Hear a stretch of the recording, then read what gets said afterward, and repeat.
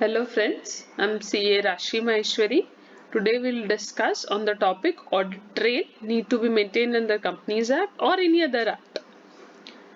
So on 24th March 2021, MCA का notification आया था, नोटिफिकेशन नंबर 205E, जिसने बोला था अगर आप इलेक्ट्रॉनिकली रिकॉर्ड्स मेंटेन करते हैं तो आपको एक ऑडिट ट्रेल मेंटेन करना पड़ेगा। मतलब कोई एडिशन, डिलीशन, ऑल्ट्रेशन अगर आप अकाउंटिंग रिकॉर्ड्स में करते हैं तो उसका पूरा ऑडिट ट्रेल मेंटेन करना होगा। However, 1 अप्रैल 2021 को ये नोटिफिकेशन वापस आया और MCA ने इसकी एप्लीकेबिलिटी डेफर कर दी till 1 April 2022। Now, from 1 April 2022, audit trail maintain करना कंपलसरी है as per MCA notification, which is applicable on all companies. पर क्या ये डेफरमेंट से ऑडिट ट्रेल मेंटेन हमको नहीं करना पड़ेगा? नहीं फ्रेंड्स, जीएसटी एक्ट में भी यह प्रोविजन एप्लीकेबल है since 2017, since the Inception of that.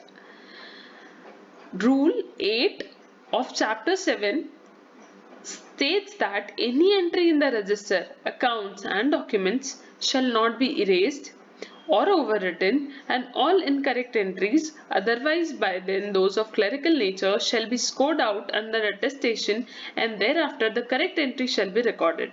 And where the registers and other documents are maintained electronically, a log of every edited or deleted entry shall be maintained. That means under GST Act also it is compulsory to maintain audit trail. Therefore, every person who is registered under GST and is maintaining records electronically has to maintain audit trail irrespective of deferment of the notification of MCA. Now we'll discuss the further major changes after 1st April effective after 1st April 2021 under GST Act. अगर आपका preceding financial year में 50 करोड़ से ज्यादा turnover है, I repeat, अगर preceding financial year में 50 करोड़ से ज्यादा टर्नओवर है तो ई इनवॉइसिंग कंपलसरी गवर्नमेंट ने कर दी है।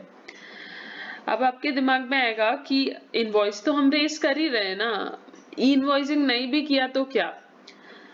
सो फ्रेंड्स, अगर ई इनवॉइसिंग नहीं किया तो एज पर माय अंडरस्टैंडिंग वो सारे पीनल प्रोविजंस आप पे एप्लीकेबल हो जाएंगे जो एक इनवॉइस रेज नहीं करने पर होते हैं। मतलब मान लिया जाएगा कि आपने इनवॉइसेस रेज नहीं किए हैं।